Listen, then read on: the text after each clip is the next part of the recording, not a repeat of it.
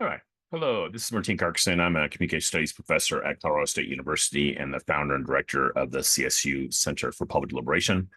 This is going to be a video. I just recently gave a presentation on the role of discussion guides to frame controversial issues at the Heterodox Academy conference in June 2024 in Chicago. So I thought I would just, since I had that presentation kind of ready to go, I thought I'd go ahead and record it just to have it available for others that are trying to kind of think about this issue. So I'm going to start my screen here.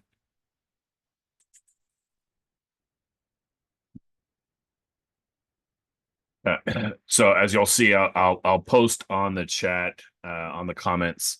I have a link to a resource page that gives has this PDF, has other information, kind of links, lots of examples of what I'll be kind of showing, and also kind of my email and information. So you can kind of ask. This is going to be a kind of big picture overview, but more making the case or for the value of these sorts of discussion guides, particularly on campus, but also in the community. This won't quite be a kind of how-to, be more overall introduction. If there's interest, I'll potentially be developing some other videos kind of dig into this a little bit more, but the how-to is a bit of a process. The good news is there's a lot of these discussion guides and frameworks out there that are easily kind of get a hold of and adapt for your situation. So it's one thing to develop one from the start. It's another thing to find some of these discussion guides and frameworks and kind of use them yourself, right? All right, so a quick introduction to me.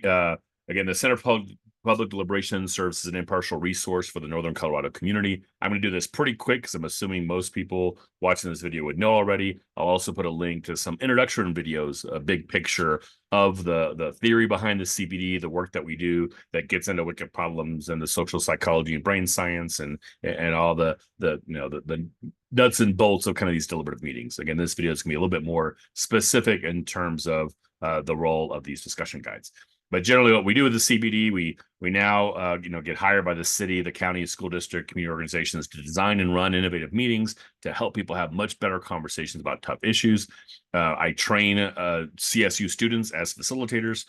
So I've got 30 or 40 kind of facilitators.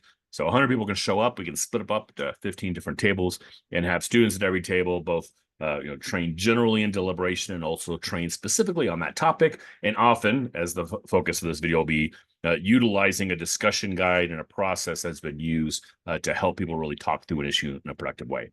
So this is just a list of some of the projects that we've done in our 18 years. We've run over about 500 meetings. I like to show this just briefly to show this isn't, the professor in the ivory tower telling you all how to talk differently. Everything I'll be talking about today is really driven from practice, from being out there in the community, running real issues for our local governments and local community organizations, right? I'll put this link, or you can kind of do the scan real quick if you like, but it'll be in the resource guide. This is just an essay, kind of the overview of my work. And I'll also give you links to some videos that kind of cover the big picture.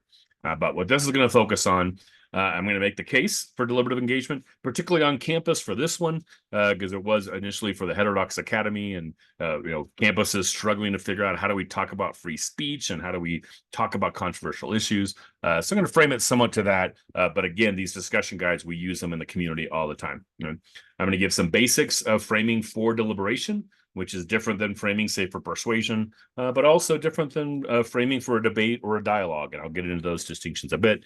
And then I'll end the discussion with just give you a quick kind of overview of some specific styles for deliberation. So those are some of them I'll just kind of look at briefly and give you some links to kind of some examples to kind of play with. Right?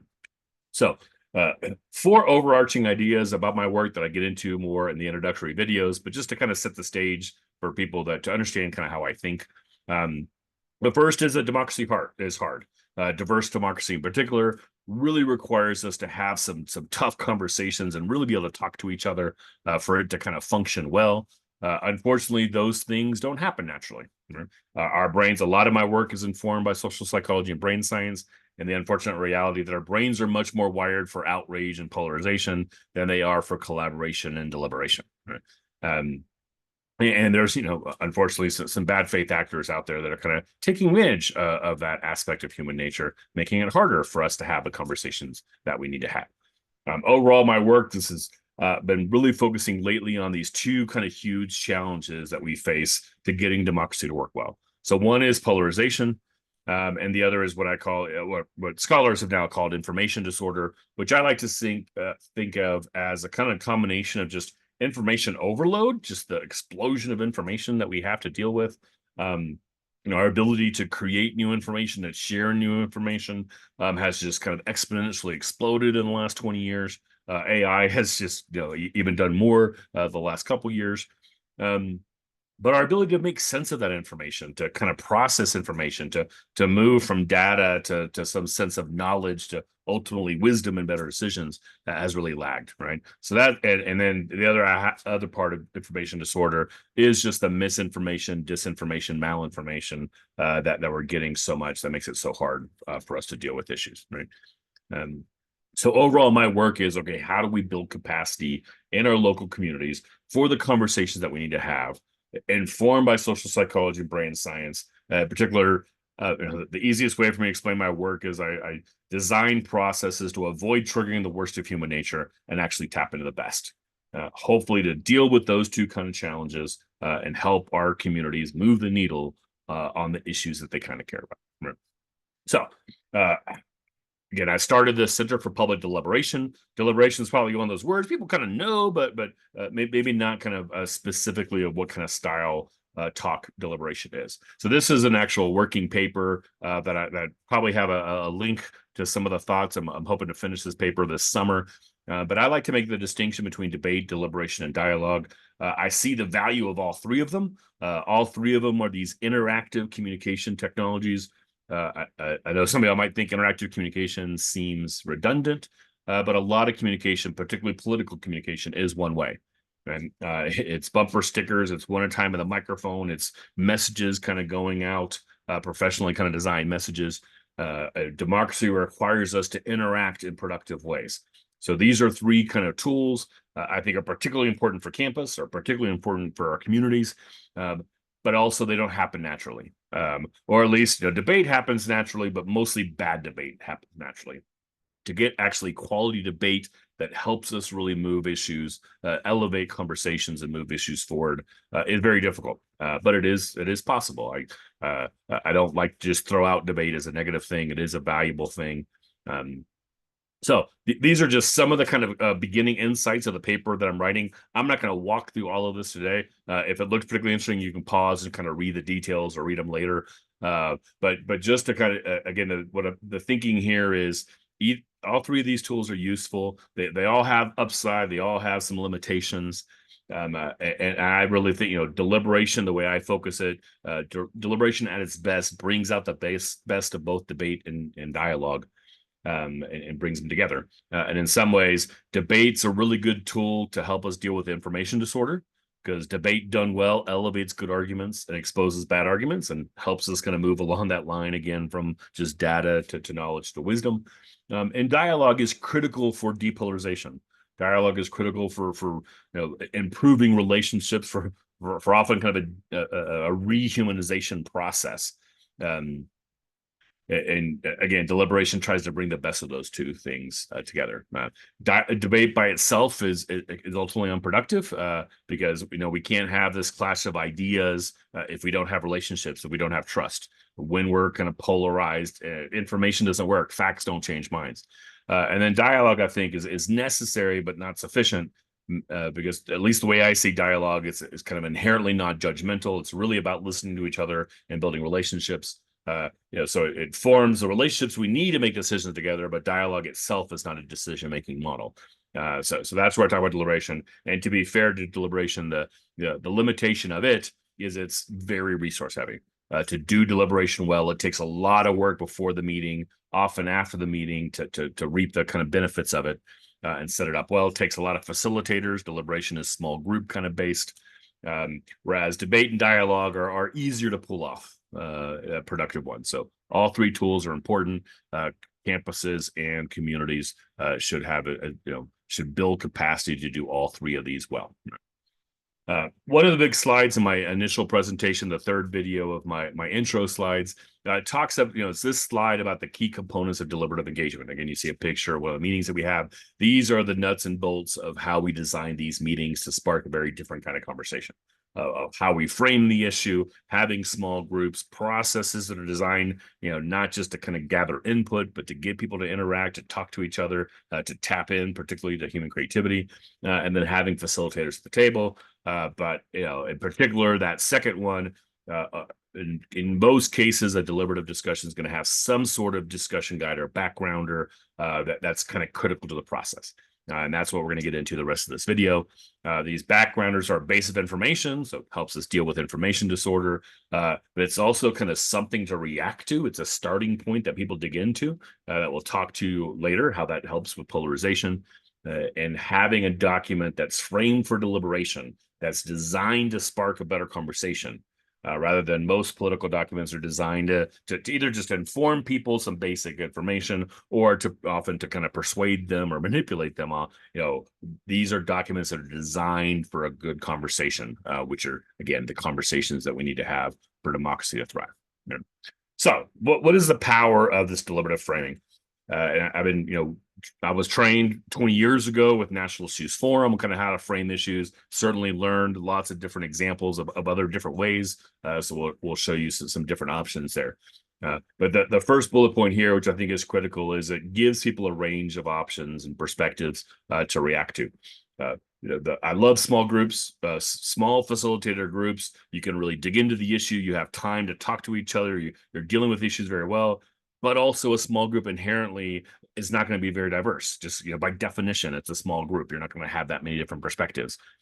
So we might engage quite a bit of our community in terms of surveys, or as I'm making sense of the noise, and the city sends me all the emails they got on an issue, and I can go on message boards, or I can have individual conversations with people. So there's lots of things I can do as a deliberative practitioner before a meeting to really get a sense of how people are talking about it. And that's that's what goes into this discussion guide. So this discussion guide is trying to capture perspectives from multiple kind of people on an issue and kind of put it in one place. That becomes this great resource at the table for the facilitator, for the participants, to not be limited at the voices that are there at the table and themselves.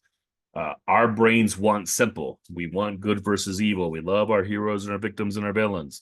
So these discussion guides, again, can frame things to get beyond that, to help people get a much further sense of the overall issue. I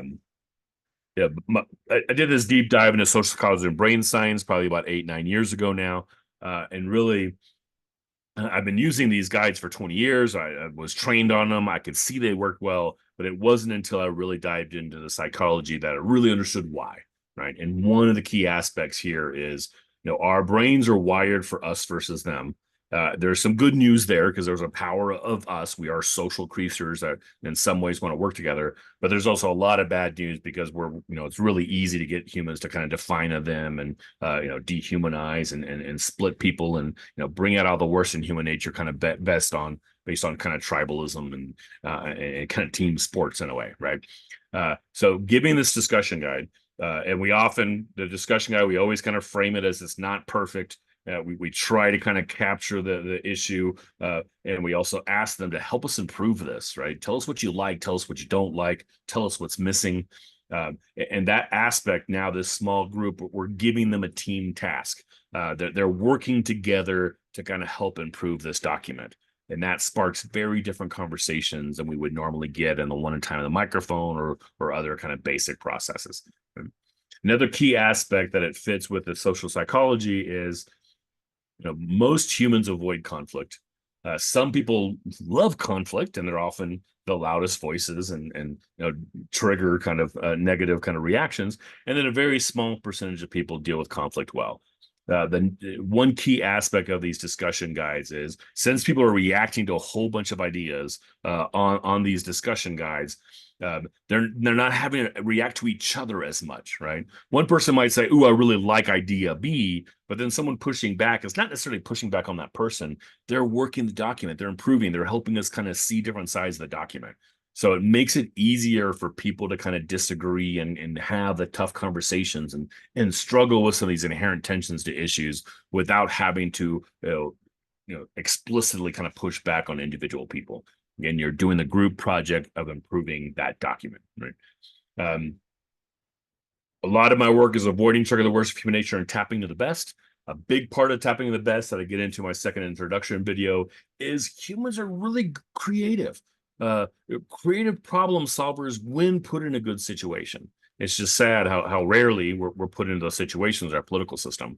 But these guides, when we're capturing lots of different perspectives, we're helping people understand the complexity of the issue and the different root causes, the different underlying values and tensions that people care about. And then also often here's a whole bunch of list of actions possible. Those actions sometimes come from government, sometimes come from individuals, sometimes nonprofits or private industries or religious institutions. We could provide a broad range of actors for the community to think about how do we kind of take on this issue, and then let people play off of that. Right. So we're trying to tap into this human creativity, keep the focus on addressing the problem rather than, falling into kind of simple narratives.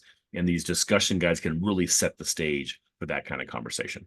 And then I'll just kind of mention, just kind of going through the process of developing a guide as both just a very useful process, also a great assignment, right? One of our core classes in communication studies here that I'm in charge of at CSU, the semester project is for students to create one of these guides. And there's a different story there. I'll put a link to a chapter that kind of talks through it in a sense, but it's a great resource for students to really dig deep into an issue, but they're not trying to find a solution. They're not becoming an advocate. Their job is to lay out the options, right? To really think through what are all the different options and the consequences of those options. From the wicked problems perspective, there is no magic bullet. There's no perfect solution that's going to make everyone happy. So their job is to lay out the options, be honest, and rigorous about the upside and the downside and the inherent trade-offs. And that becomes this great resource to the community to help them really think through that issue. Experts can't solve all our problems for us, but experts can really lay out the options and help us really understand what the literature, the research, and the expertise helps us understand about what works and doesn't work. So then the public can do the hard job of doing the value-based kind of decision making. So to kind of summarize, to go back to the original two kind of problems I talked about with polarization, information disorder. Another quick note on polarization. I make two arguments about polarization that I do believe they're both true, even though they seem a little bit kind of in competition in a way. One is that I believe that the level of polarization is our number one issue, because I know from the social psychology and brain science that when we're polarized, when we see each other as enemies, we don't think very well, and facts don't work that they want, and it undermines our ability to address our shared problems. So we have to deal with this polarization before we can kind of dig into any individual issue, I think. But second, I also argue that polarization is greatly exaggerated. It's often manufactured. Unfortunately, there's a lot of bad faith actors and conflict entrepreneurs that are feeding us these kind of simple narratives, and a two-party system obviously contributes to that in some ways, right? So the good news is we're not nearly as polarized as we think we are, and there's lots of research that kind of shows that. The bad news is the perception of polarization is more important than polarization itself. So that's why it's still the number one problem. But it also means that it's not that hard to address it in some ways, particularly in our local communities. So a lot of our processes, the primary function is to kind of shift from this perceived polarization to the much more manageable level of differences that we have. And again, these discussion guides kind of help do with that, right? So they help reduce polarization because we tell the more complex story, right? We can design this to avoid the kind of simple heroes and victims and the assumptions and take them on. And they also very much help manage the information overload and misinformation. The design of these discussion guides are to bring the public voice, the values, the emotions, the passions that the public has on an issue with the expert voice, the facts, and what we know about cause and effect, what works and what doesn't work, and about kind of the current situation. And presenting that, providing a baseline of information. Hopefully, if it's presented by a trusted kind of source, it's an honest broker, it really helps elevate the conversation. It can sometimes really take on some of the misinformation that's out there, and as we kind of work together with that, right? So to kind of end this, I'm going to just touch on a few ones. These slides have a lot more information. I'm not going to walk through all of them because I want to keep video kind of a little short here. Again, you'll have some examples to kind of dig into, and feel free to kind of ask some questions and kind of dig in. Later on, I might do some more videos about these examples, but I just kind of want to show you what I was talking about a little bit, right? So one of the base kind of models that we have is what I call a wicked problem slide. And the first video in my introductory series really gets into my framework of wicked problems that I won't kind of quite do here. But all a wicked problems slide does is try to identify the kind of underlying values or interests or positive things that reasonable people care about that are inherently part of an issue, and just kind of identify those and put them on the table kind of explicitly, right? So that this process of understanding underlying values and pulling them out is a key skill for deliberative practitioners and engagement folks to be able to do. So this is one for a project that we did here, right? And these are just 9 things that people really care about. And I talk in the Wicked Problems video that the reason why this is a wicked problem is each of these one at a time, are good things generally, right? Reasonable people can care about these things.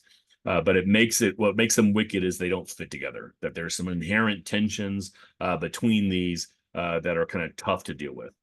So what I often argue is the kind of conversations we need to have is, how do we negotiate these things? How do we figure out, how do we prioritize or hopefully kind of transcend these?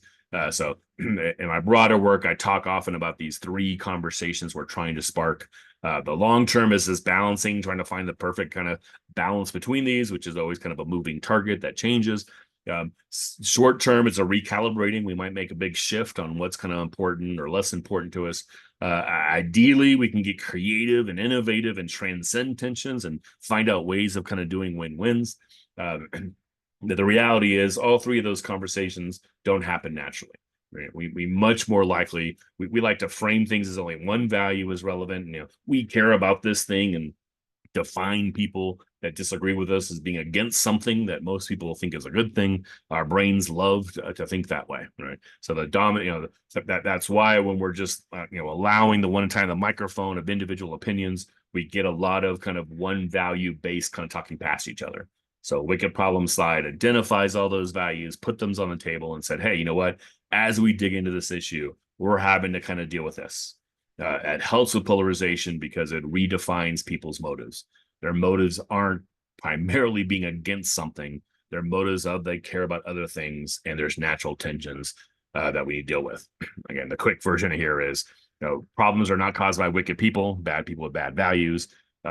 Problems are wicked in themselves. They inherently involve multiple underlying values that don't fit together very well, right? So here are just some other ones. We actually did a full process on this in downtown Fort Collins. Asked people what they cared about in Fort Collins, what was important to them, what concerns they have. From that, we bring out the values, we report them back out to them, and then have a good conversation. Hey, which of these are most important to you? Which of these would do you need to hear more about, and see how different people at the table kind of rank those differently. This is another one that we've done with COVID, a little bit different than the others. Sometimes, with the reaction to COVID, public health kind of had to be prioritized. You see that in the middle. You see that a little larger font and bolded, but also recognizing that there's other values that reasonable people care about that in some ways kind of what was intention with that. So again, how do we have this kind of tougher conversations? This is one I've been kind of developing, kind of introducing at the Heterodox Society. Been a robust conversation there about what is the telos of the university, what's the purpose of the university, what is its reason for being in a sense. So these are some of the kind of key answers. Again, reasonable people can care about all these. There are some inherent tensions there, and there's some, both in terms of conflict and also just in terms of resource and what do we focus on in our messaging. So again, identifying those values and put them on the table can help change conversations. Similarly, on campus, I've been playing. This is a new one I'm kind of been playing with. But how do we think about what we care about that is connected to free speech, right? And we have lots of different values here. Basic idea is each of these is reasonable on their own, but they don't fit together very well. So how do we have that broader conversation to engage those tensions as we walk through, right? So again, I'm not going to go through all kind of. I kind of talked about these kind of inherently as I was introducing them. So I'm not going to walk through this slide. You can kind of dig into it a little bit more if you like. As we kind of move forward, if you want to pause. I will kind of mention for those, Fisher and Urey's work on one of the best books on conflict resolutions, the notion of wicked problems or wicked problem slides is, connected to their idea of moving from positions to interests, right? Positions is what people want. Interests are the why. What we're doing is getting those underlying interests and putting them on the table. Focus on the interests where there's a lot more possibility for negotiation and common ground and creativity and transcendence. Whereas positions are often pretty zero sum. You're for it or kind of against it in a way, right? Next one is National Issues Forum frameworks. This is tied for many years to the Kettering Foundation. Public Agenda has done some of this work, and National Issues Forum Institute, or NIFI.org. They create these national discussion guides on national issues. They've been doing it for 30, 40 years or so. We use their guides for training a lot. Sometimes we use their guides in the community if it's more of a local issue, but we also develop our own from this framework. So it's a very basic, kind of very useful framework to spark good conversations. So I'll kind of give you, again, the quick intro to this. For me, the overall idea of a NIF framework is, hey, what should we do about X? With X being a wicked problem, X being a kind of tough issue, that hopefully most people agree it's a problem. They'll disagree on why it's a problem and certainly disagree on what we should do about it. But hopefully there's kind of common ground. Hey, we should do something. And the we is a broad we. The we is a local community, which certainly includes local government, but isn't limited to that, right? And that's kind of a key aspect of tapping into that creativity, thinking a broad range of actors. With that, these discussion guides often offer 3 or 4, sometimes more approaches. Like here are some different paths we can take to take on this problem. None of these approaches are perfect. There's no magic bullet. There's no easy kind of technical, scientific kind of answers to kind of wicked problems. Each inherently kind of support some values and maybe not some others, right? So these are laying out kind of here's some past a typical NIF forum that would just take at least 2 hours. You would spend some dedicated time on each of these approaches, really kind of thinking through what you like, what you don't like, and having this kind of broad conversation and seeing that reasonable people can think in some different ways with this, right? The approaches aren't choices. The idea isn't you have this conversation, then you vote and you see which approach kind of won. It's more the approaches that are designed to ensure a full conversation, to undo a lot of the misconceptions that are happening, a lot of the simplistic kind of narratives that often kind of dominate in a way, right?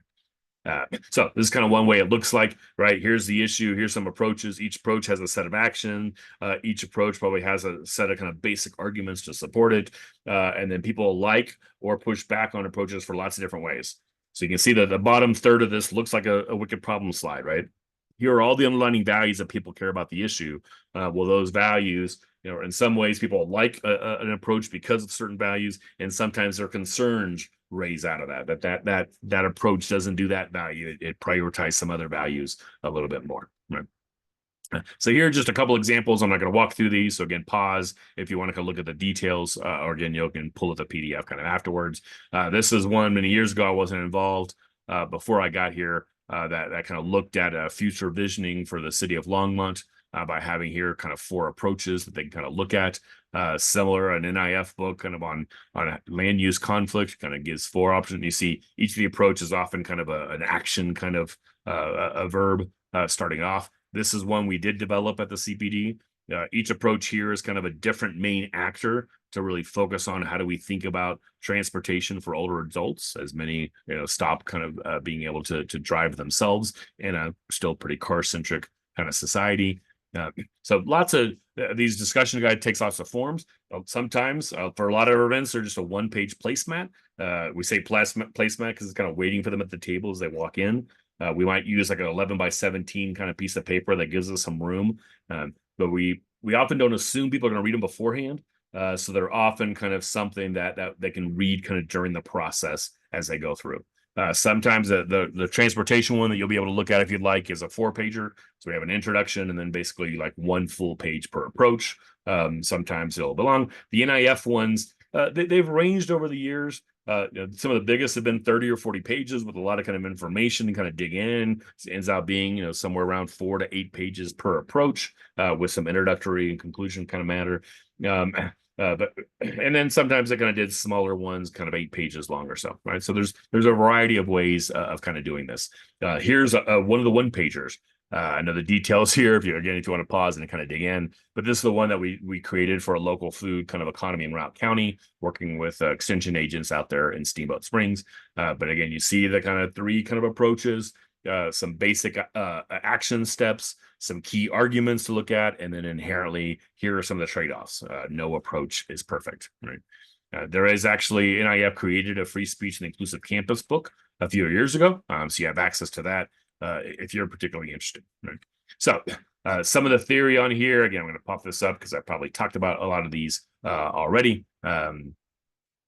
Yeah, it helps people, again, improve their perspective. They might love an approach, but they'll see it's not perfect. They might hate an approach, but they'll probably see that reasonable people can care about it, right? It overcomes the human propensity for wanting these magic bullets and devil figures to cause all problems.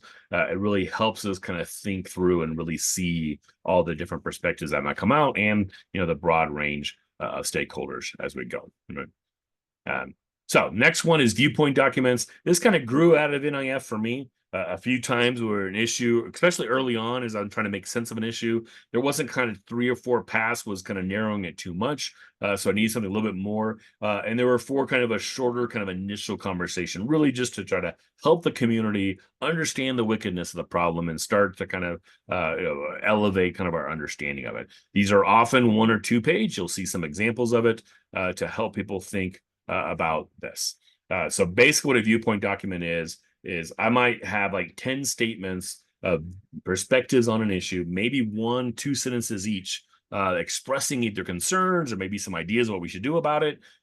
Pretty readable. And then we're asking people these questions. We ask them to read through those viewpoints, and then, hey, which of these most closely matches your perspective? Which do you want to push back on or raises concerns? Which has you thinking differently? Which I love that question, right? And then what viewpoints are missing? Like always, we always, don't assume we get it all perfect, right? So just kind of having a list of initial viewpoints that you framed, so they're kind of reasonable. You've also potentially fact checked, right? So you know that there's a good basis for these kind of perspectives, and just with that one piece of paper, you can spark a really interesting discussion about certain issues, right? So here's just one example that we developed on freedom of speech on campus. This just has 3 of the perspectives. Overall, it was 8. But just to kind of show you on the screen, a couple, 2, 3 sentences of laying out a perspective, and then people kind of think through and respond to those kind of 4 questions, right? The last one, I kind of added this one after heterodox, is we played with this a little bit. Key argument summary, and this is actually something, one of the benefits of AI. I tried this with a few different issues, and they did a pretty good job. I basically just fed into, I was using Microsoft Copilot and said, hey, what are the pros and cons to the Supreme Court going to 18-year terms, right? And it kind of laid out, here's 5 or 6 arguments for it and 5 or 6 arguments against it, and had some decent citations. And, for some things that we don't have time to really analyze all the different perspectives and kind of go through, instead of just walking in and say, what do y'all think about 8-year terms, and see what happens of who's at the table, just at least having, hey, here's some basic arguments on each side that we've developed, or again, asked AI about, helps transform the conversation. People can agree with those arguments. They can push back on those arguments. They can add new arguments. You still have that aspect of giving them a kind of a common project to kind of work on, right? So we have some. I'll add some to the resource kind of page that we used in a kind of an open house kind of fun event that we had a couple of months ago. That we just kind of picked some new issues, like should university presidents make statements about controversial issues? And we just kind of cultivated here. And here's kind of 5 arguments on each side, just to kind of get the juices flowing and get something, something for people to react to, so they're not just solely reacting to each other, right? Well, yeah, here, I forgot I had this one on there. Okay, so yeah, here's an example of what it looks like, just an initial list of supporting arguments and an initial list of concerns that people can kind of look at. Again, you can pause if you want to look at the details there. Right? On the resource page, I give you some other examples and resources for other different kind of discussion guide frameworks. Again, NIF has tons of them that have developed over the years. Interactivity Foundation has a different kind of style, but has quite a few different topics that are great to kind of spark conversation. The National Coalition for Dialogue and Deliberation has a great resource page connecting to lots of different people that create, they're not all discussion guides, but different ways. Living Room Conversations is one of my favorite kind of resources for a quick conversation. They have a simple kind of 2-page PDF on over 120 or so topics now. of just kind of, a set of questions that kind of walk you through. Not as much as a discussion guide in terms of summarizing the research and so forth, but just some good open-ended questions, and sometimes some basic information or a low link to a video to show that can be used to help you have a much better conversation, right? So back to the QR code if you want to get to the resource page, kind of dig in a little bit more. But I also, try to kind of keep an eye on the comments if there's interest in here. But this is just kind of an initial big picture of the kind of value of these frameworks and how these frameworks, to go back to the debate, dialogue, and deliberation, these frameworks are pretty unique to deliberation, but a key tool to help us really elevate our conversation. And I think campuses in particular, should be at the forefront of developing these discussion guides about lots of different issues to help us have the conversations we need to have for democracy to thrive. Thank you.